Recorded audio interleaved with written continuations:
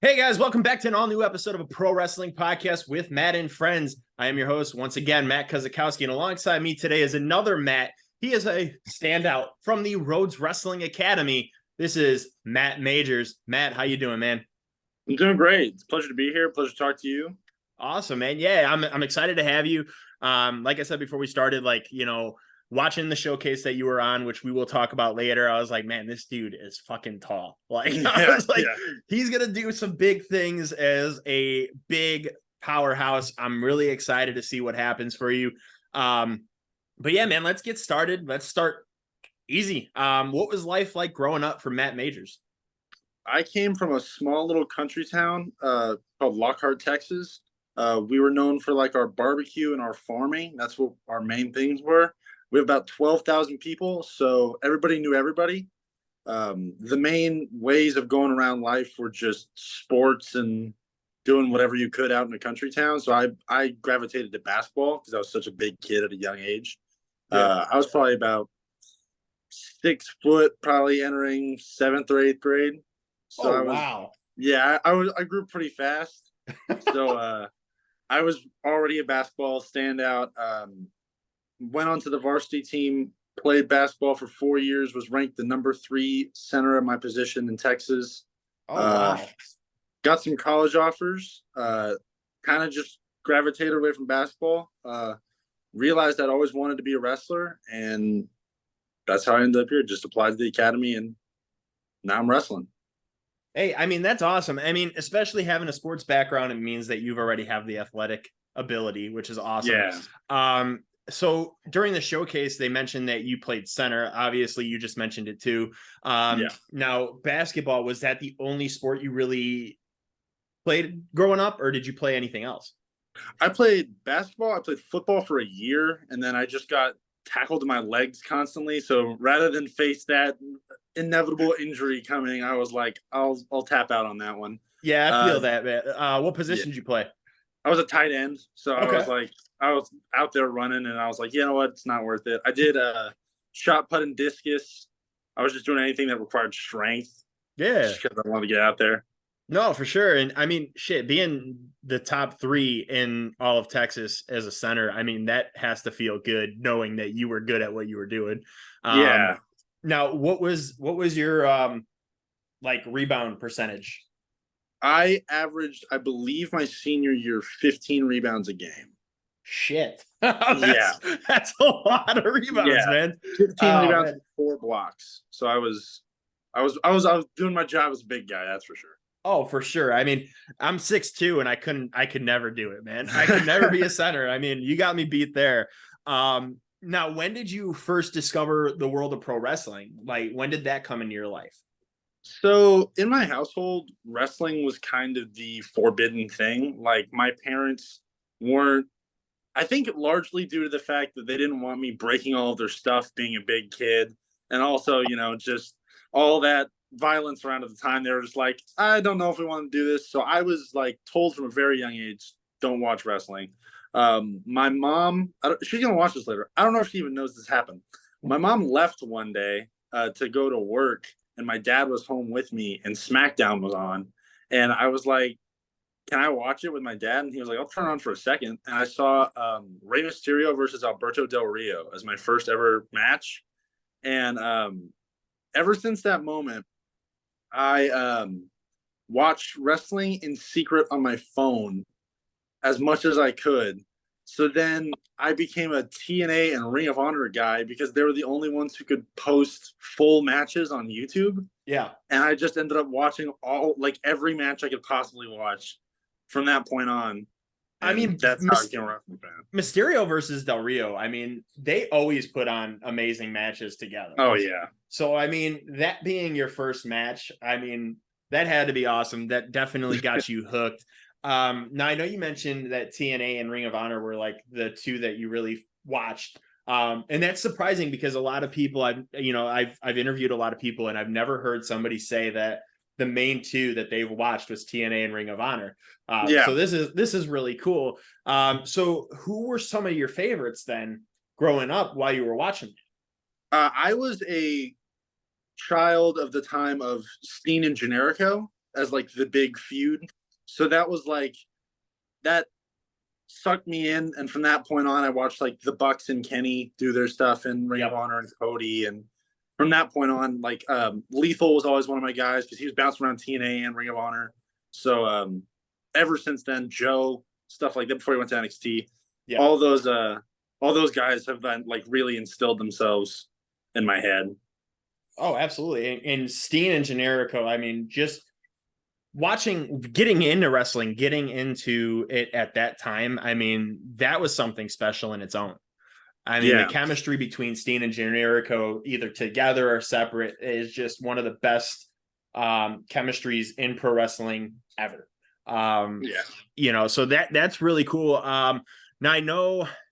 So I do have to ask, how old are you to be like just started watching that? So okay, first I'll pose the question: how old do you think I am? Well, now that you say it, probably like 21. I'm 19. Shit. Okay. And yeah, and I started wrestling like just after I turned 19. So then Oh wow. yeah. So your parents must have not been happy about that, right? I converted them essentially. I showed them wrestling stuff. Eventually I got caught watching all my wrestling stuff. So then I ended up like telling them about my wrestling endeavors, and I got my dad to take me to a WrestleMania, and we went to Royal Rumble, the one where Edge came back, as my first ever wrestling experience. Um, Really? yeah, that was the first one I ever went to. And after that, I got my mom to watch AEW and Ring of Honor, and ever since then, she's just been hooked. Like we go to every Ring of Honor show that we can, and I think That's we've been to awesome. like all the ones they've been in Texas. So Oh, that's awesome. Yeah, I mean, that's really cool as it is. I mean, that Edge experience, I mean, just watching it live, seeing Edge come back, like, you got chills. So, like, how was that for you to experience that as your first event? just I have such vivid memories of that day just because it was something that I always wanted to see in person. And like I don't know if anybody will ever remember the match, but the first pre-show match that happened that day was Sheamus versus Shorty G, who's Chad Gable. And to me, that was like the main event of WrestleMania. I was like so excited. I didn't care who it was. I was just, as soon as they came out, I was like, this is the best thing ever. And from Yep. that moment on, like in my head, I was like, I want to be exactly like that. Like I want to have that kind of reaction out of someone. Oh, for sure. And it's crazy because Chad Gable, I mean, he's gone through so much shit with that whole Shorty G experience that Yeah. I felt so bad for him, but I mean, he overcame it. And I mean, look where he's at now. I mean, people talk about him nonstop now, and Yeah. it's finally something that he's deserved and he's achieved.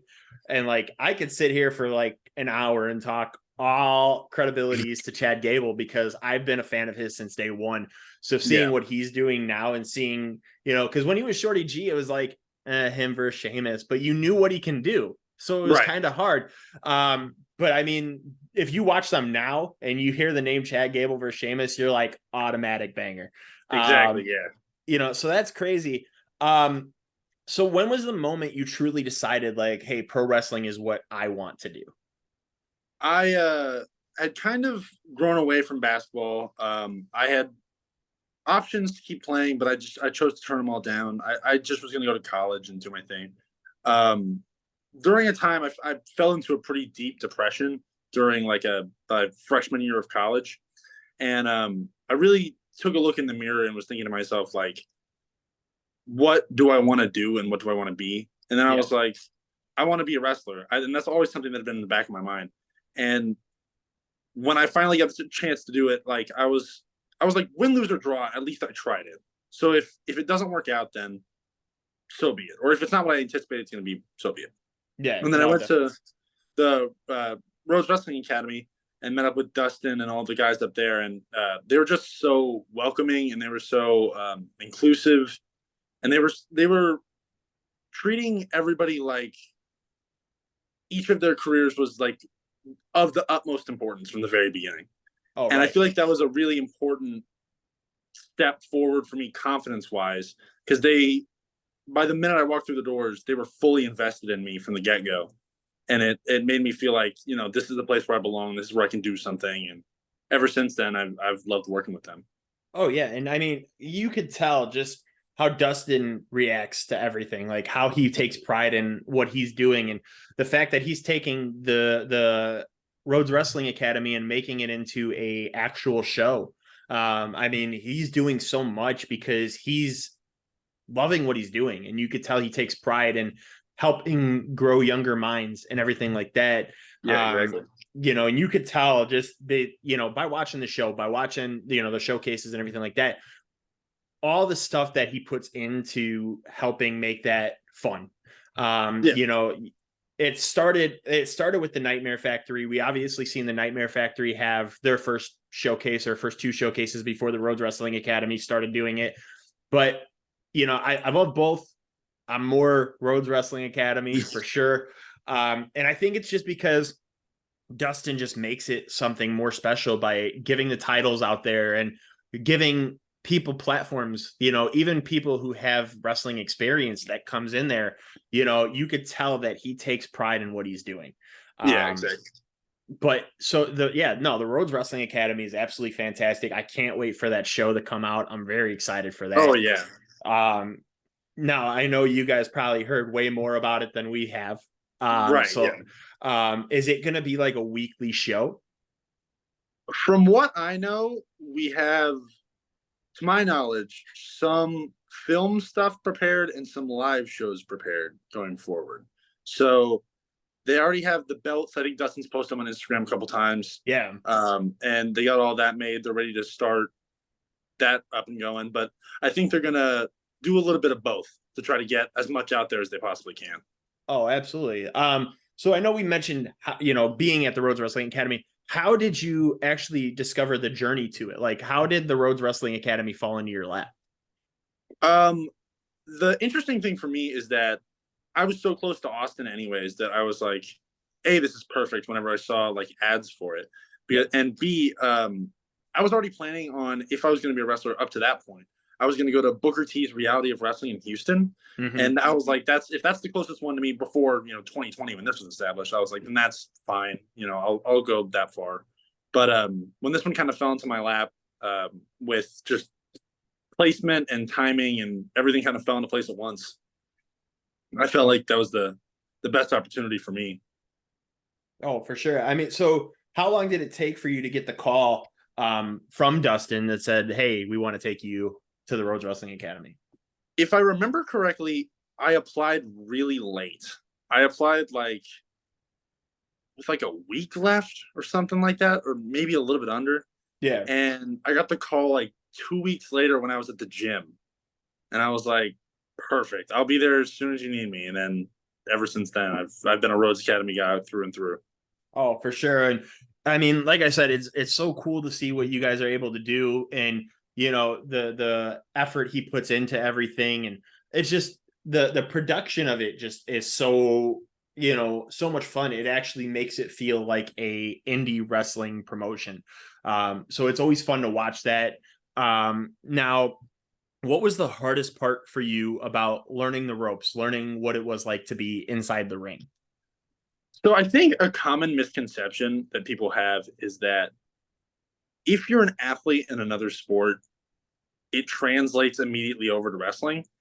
And while that's true in some aspects, like maybe I'd be able to do something faster or stronger than others, wrestling is always its own animal. Like there are Yeah. things you're going to be better at than others. And regardless of who you are, you can be a gymnast, you can be a yoga instructor, it doesn't matter. Regardless of what you do, there's something you're going to have to learn how to do and have to just keep doing over and over because you're not going to be the perfect, well rounded wrestler coming off the bat.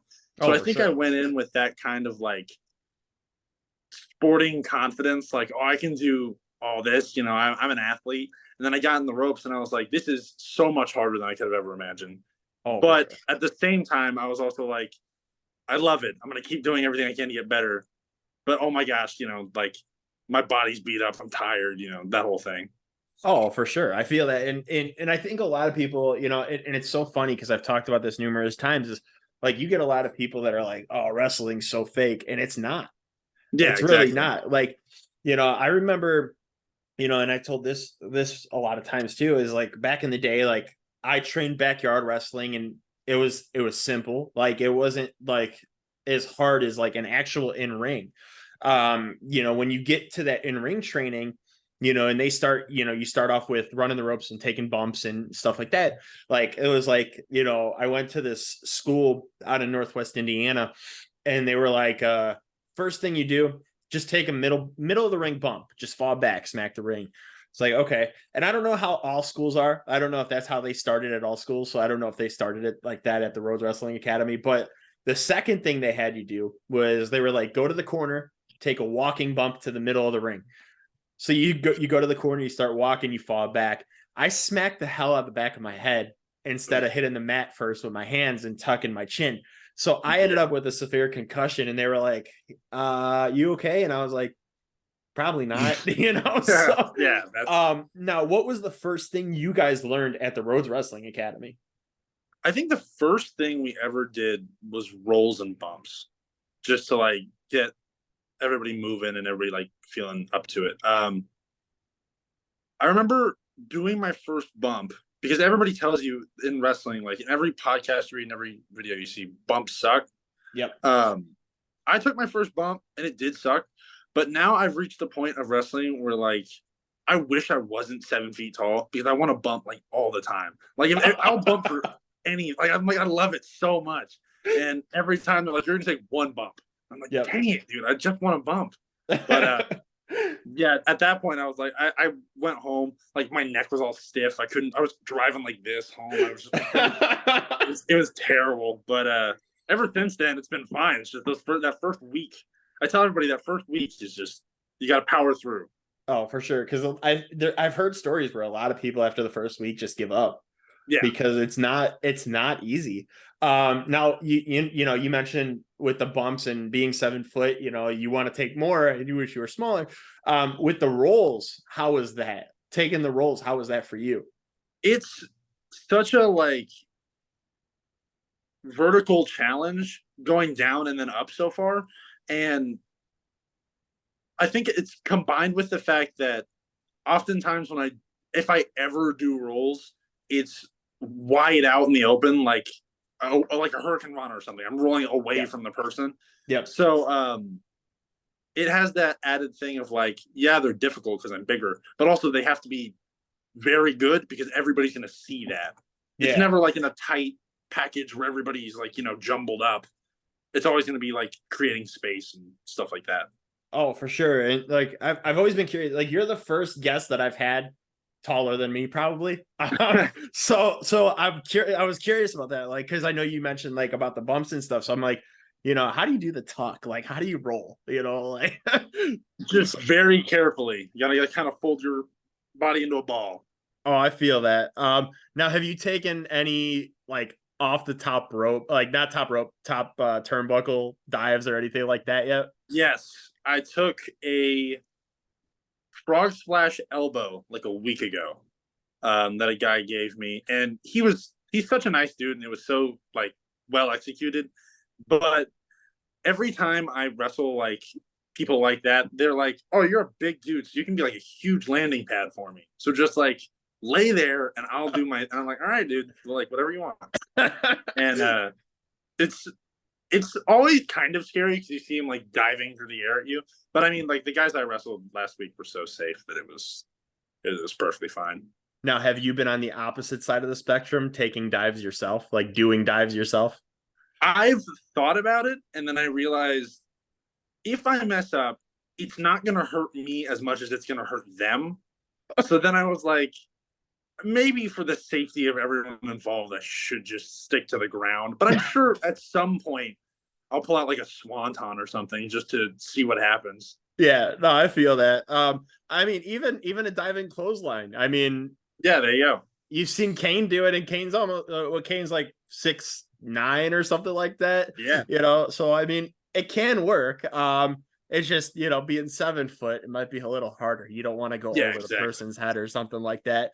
What is the biggest thing that you've learned so far that's something that actually stuck with you that you still are putting every single day while you're training?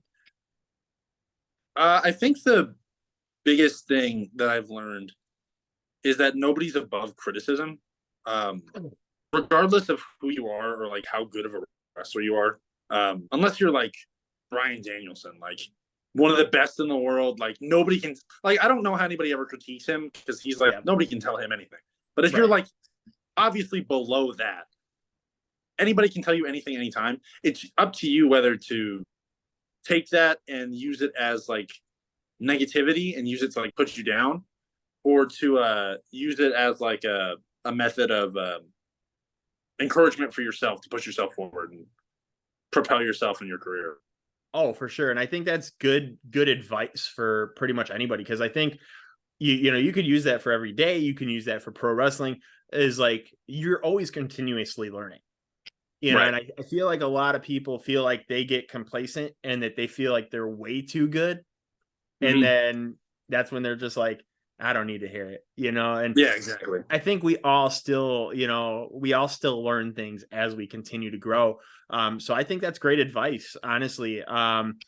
People need to continue to develop, and especially in the world of pro wrestling, is like you hear stories like, oh well, so and so didn't move with the times and that's why they got let go, or so and so didn't change the way they handled things, or whatever. Like, people said stuff about, like, I've heard people say this shit about Dolph Ziggler, is they're like, well, he wasn't changing, he was stuck as the same guy for years. And like, I get it, but he's still a great wrestler, Right. So like, he's still having great matches and stuff like that. Maybe character development isn't growing, but he's still putting on great matches. Where a lot of people are like, well, you got somebody like Seth Rollins who's continuously growing as a character, as a performer, everything, so that's why somebody like him is at the top level where Dolph Ziggler never got there. And it sucks to say that, because Dolph is one of the best, and I hate using him as an example for sure. Yeah, I think for him though, like I have a different perception of him than other people do. For me, he's already solidified himself as just like when he comes out, he is Dolph Ziggler. Like he doesn't need to be anything else. That's what he is. So for me, it's like he's on the level of like The Miz or somebody like that, where they come out, you know who they are, you know what they're going to do, and they're going to consistently be that constantly. And Dolph Ziggler is one of, if not the best seller in the game. Oh, just 100%. for anything. So 100%. for me, it was a mind-boggling decision, but that's neither here nor there. Oh, for sure. And that's so funny that you mentioned that about the selling, because selling is not like it used to be. You get a lot of guys who can get super kicked and get up within 2 seconds.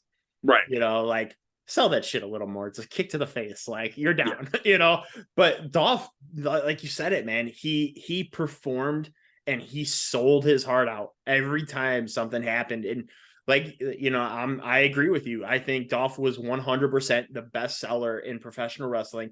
And if he continues to do pro wrestling, he's still going to be the best seller. I mean, there's no question. Now, we seen the showcase match that you were in. It was a six-man tag. Mm-hmm. I believe you're one of the first wrestlers. There's been like maybe one or two that have had a manager in the Rhodes Wrestling Academy. Yes. Now, did you know David Price beforehand, or did he become your manager just based on RWA? So I did not know him beforehand. I met him. He was just a guy in our camp that happened to roll through when I ran through. He, in our camp, I believe suffered a pretty tough injury. So one of the things that we knew that he was very good at is character development and getting his points across and doing promos and stuff like that. So I immediately started running ideas by him and seeing what he thought about various things that I could do. And from then on, he kind of just became one of my right-hand guys. And I asked him to be my manager, I think a couple weeks in, because I wanted to be involved with him in some way. And yeah, it's a lot of fun to be able to work with him. Oh, for sure. And I mean, we watched that match. I mean, like I said, so I want to ask you, there was one point where the wrestler, I forget who it was. I think it was Jason Andrews or something. I don't know, but he did like a crossbody and you caught him, right? Yeah. So how much strength does that have to take to catch someone in that momentum? I think the biggest thing for me is because I've done that move with like 5 different people and they're all different weights and different. It just really depends on. I always worry about stumbling backward because when I catch them and they bump into you, you don't want to just fall back. So every time I was doing those, it would require a lot of strength, but it would also be like me just being like, oh, don't fall down, don't fall down, don't fall down. Every time I have them in my arms.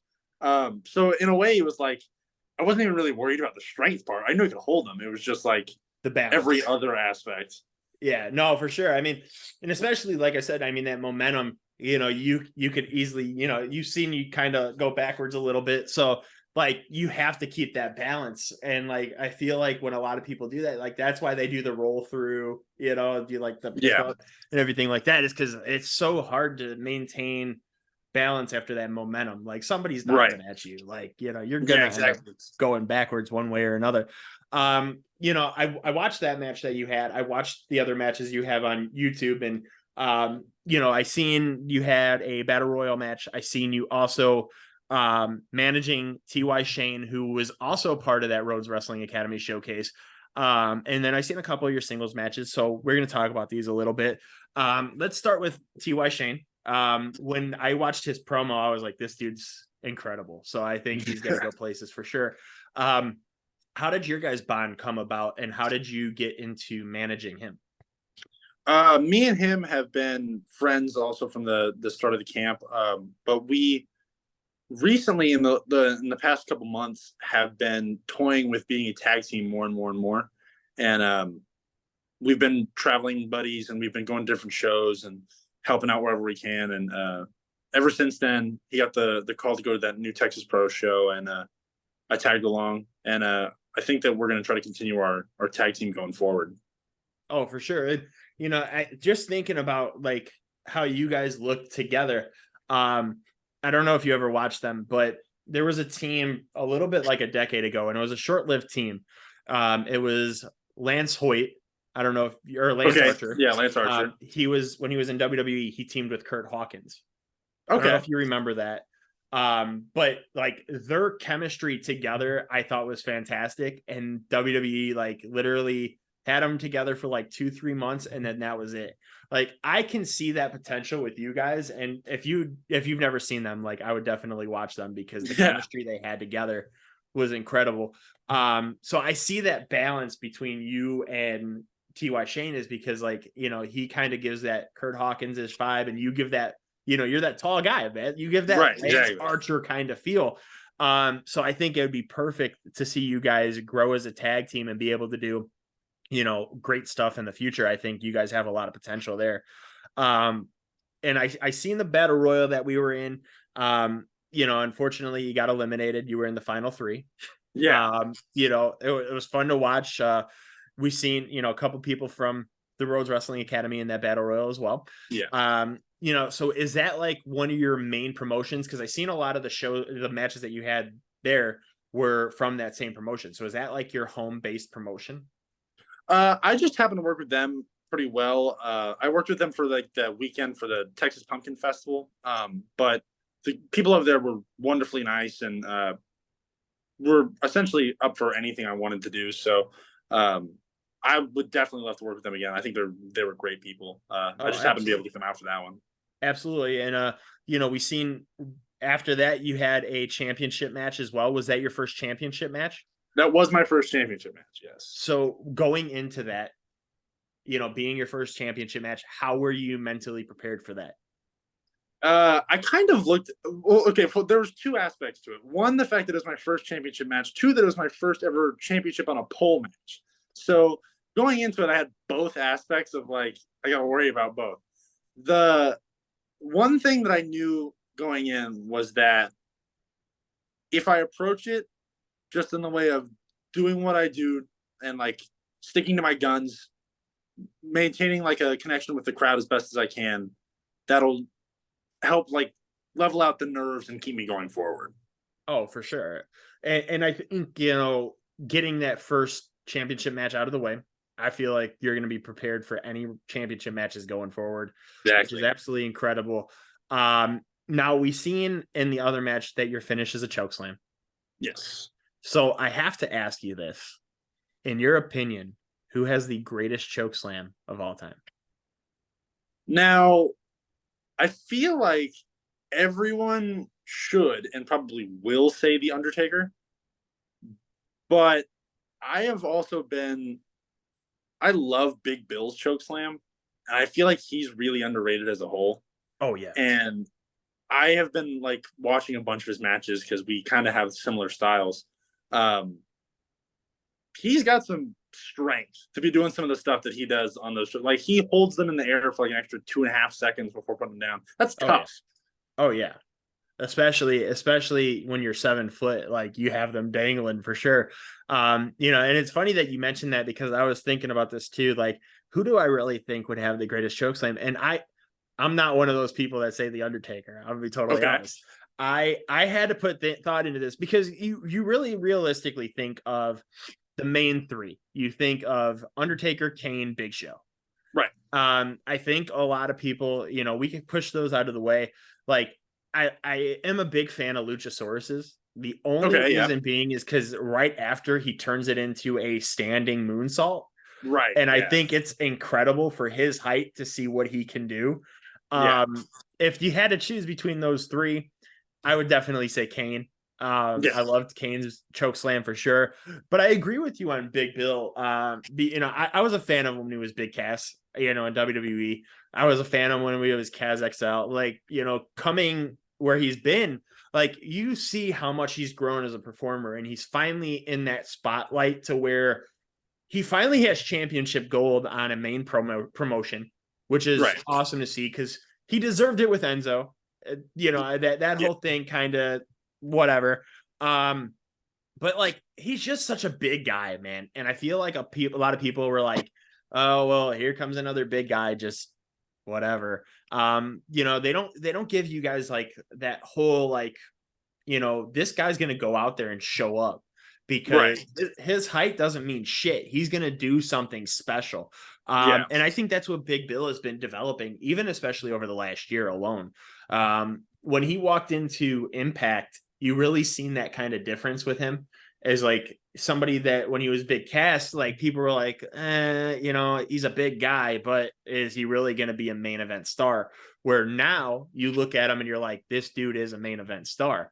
And I don't know if anybody else would agree with that besides myself or besides you, but he's absolutely talented, and to see what he's doing right now is absolutely incredible. So I'm glad he's getting that platform. But yeah, man, I had to ask because I never get that option to ask who has the best choke slam because you're the first guy I've interviewed as well that has a choke slam. So there you go. I have to ask, now if you could ask any three wrestlers in the world advice, who would you choose and what would you ask? Are they alive or are they dead? Either one. Okay. Dead, my favorite wrestler of all time was Brody Lee. So easily he would be number one. I loved him in Ring of Honor with his stuff that he did. I loved him in WWE with the stuff he did, and I loved him in AEW with the stuff he did. I think everything he did was so great, and that in some small way, I hope I can be similar in like just at least ring work to the stuff that he was doing, because he was doing stuff big dudes can only dream of. Oh, absolutely. I think my other two people that I would want to talk to would be Macho Man Randy Savage, because I feel like he's one of my favorite wrestlers. I think he's probably my favorite wrestler of all time. He has such a grip on storytelling and how his character responds to everything. Like he became so good at storytelling that he almost became his character in real life. Yes. In the time when kayfabe was going. Yes. So if anyone would know like how do you encapsulate who you are as a character, he could give like the best character work. And I think my third one would be Dusty Rhodes. I think purely because he is such a fountain of all things wrestling knowledge. Like he, in-ring psychology, promos, ring work, just anything. He can make every move impactful, every story impactful, every line impactful. He can make any wrestler become something that they didn't know they could be through his guidance. I think that's why he was so big in NXT as one of the developers, because he was helping dudes like Seth Rollins and all of them kind of find their footing on whenever they got through the doors. And for sure. Look where they are now, Oh, for sure. And you hear stories about like how Seth Rollins, he's even said like, yeah, I thought I was going to get fired. Like Dusty pushed him. Yeah. Dusty was one of those guys that, that's why they always say, oh, Dusty's kids, because Dusty pushed all these wrestlers to be where they are. Like, we didn't know Sasha Banks before Sasha Banks was in WWE. We didn't know Bayley before Bayley was in, like, unless you were like around, like in those areas of where they were wrestling before WWE, you really didn't pay attention unless they were in places like PWG or Ring of Honor, like the main independent promotions. You really didn't pay attention as much. Independents weren't as big over a decade ago.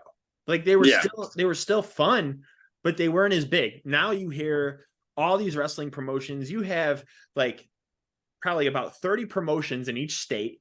Like, you have different promotions all over the place. And it's like, you hear newer wrestlers. And that's why, like, I love the Rhodes Wrestling Academy, because it gave me people like Lucas Chase and Chad Lennox, guys who wrestled for years before that. Yeah. I didn't know who they were. And it brought me to them. And they're two of my favorite people, like two of my favorite wrestlers right now. Absolutely incredible. You got guys that come in there that are newer, and that's where, like, the showcases bring light, is because then, like, a guy like Slim Seven, who was a former RWA champion, who's been at almost every single showcase, who, is all over the independents now doing his thing as well. It gives you guys that focal point, and then you follow those careers. Like, the showcase being on YouTube, I think, is something special. Because it gives, like I said, Matt Majors, I wouldn't have known who Matt Majors was unless there was an event that said, hey, Matt Majors is here, Right, exactly. So, and that's why I love it, because you get so many people, and I met so many cool people from the Rhodes Wrestling Academy. Like I said, Chad, Lucas, Slim, I'm looking at my wall over here too of former guests, and you got so many people that have come in and out of those showcases that you're like, it's incredible to see the development that these guys do.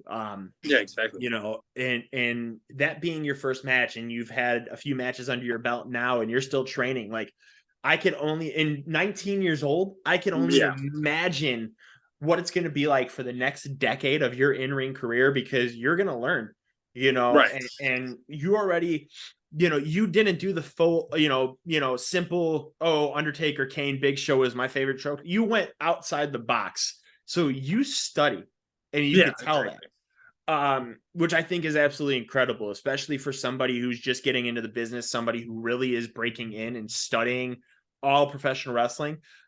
I could see in the next 5-10 years, you being one of the best big men in pro wrestling. And I can't wait to see that happen.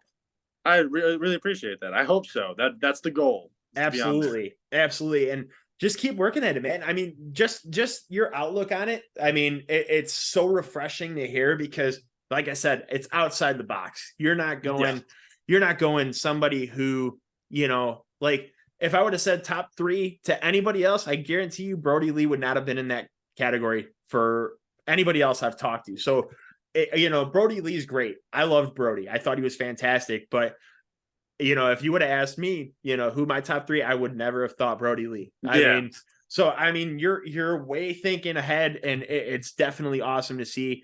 I do have one more question for you. Do you have any hobbies outside of pro wrestling, or any collections that you have? I have mainly just wrestling collections. I have autographs in my room. I have action figures. I collect comic books. I think that's about it as far as my collections go. So when it comes to your action figure collection, what is your thought process when it comes to collecting? So I have a couple that I keep in boxes just because I like to look at them, but I have mainly a lot of them I take out and like pose and whatever across just for decoration. But I have probably over 300 if I had to put a number on it. Oh crap. Yeah, I have a lot. I think in here right now I probably have 100, 120. Wow. That's how much I have total. Like 120. Yeah, I have a lot. I've been collecting them since I was like 10 or 11. So. Oh wow. Yeah. So like I did the same thing. Like I've got you beat by over a decade. I'm 32. But I used to collect the Ruthless Aggression figures back in the day. Yeah. and it's funny because I mentioned this before, is like back before I even started watching wrestling, I remember going to Toys R Us and they had some wrestling figures in there. And like, I picked out Sting because I thought Sting was cool, like just Yeah. the look of him and everything. And then I picked Devon Dudley. I don't know why I picked, Devon with Sting, but I did. And it was cool to see that because I've had Devon's boys on my show. So it was really cool to have that, talk to them and Yeah. tell them that story. But like, then after that, like years later, I started collecting the Ruthless Aggression and then the Legend figures as well. I don't know if you remember those like Yeah. old school cool boxes, but then like those were all open and all damaged because I played with them as a kid, Yeah. Now all I collect is the elites, like, and I have a logic on it. Like, I don't get every John Cena. I only can Right. choose one John Cena. Yeah, exactly. Cody Rhodes, like I could only get one Cody Rhodes, but I'm like, I have to find his elite figure because if he goes from WWE to AEW, I have to get his WWE figure. I can't get his Right. AEW or vice versa. Like, so I have MJF's figure and they're talking, oh, MJF's probably going to jump ship next year to WWE. And I'm like, well, I have to get his AEW figure because I can't get WWE. Like, it started with AEW. That's how logic works. Do you have any replica title belts?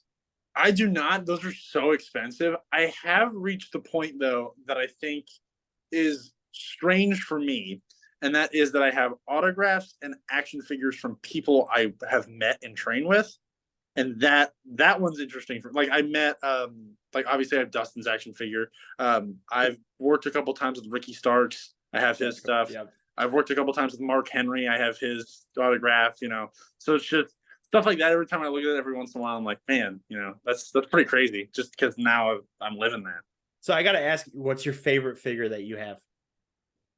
My favorite figure. So I have a sentimental favorite and I have a real favorite. My real favorite is I have the original Kenny Omega. That was in the first line whenever it first came out. I got it like a day after it came out, and I was like, did you pre-order it or did you just find it in the wild? I found it at Walmart, and I was like, perfect. So then, ever since then, I held on to it. But my sentimental favorite is my first ever action figure I got. I got an Antonio Cesaro when his knee pads were above his knees. He had those like black and white stripes. Yeah, and it was just a basic one. And it wasn't even a knee pad. It looked like a wrist, like a wristband type thing around his knees. Yeah, and I got that one for like $9 at Walmart. It was like the only one they had, and I was just like, I want an action figure. I got that one, and I still have it around here somewhere. But that one's my sentimental favorite. Was it an elite figure or was it a basic? Just a basic, and I used that one probably more than I used any of the other ones.